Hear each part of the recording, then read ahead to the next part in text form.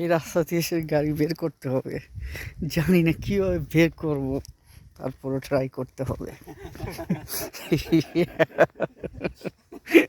পুকুরে পড়বো না ধান খেতে পড়বো জানি না, কিন্তু গাড়ি বের করতে হবে।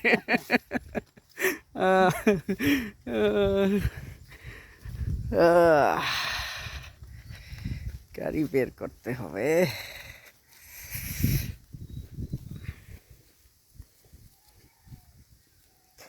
রাস্তা হচ্ছে স্লিপ কাটে সেটা। হ্যাঁ,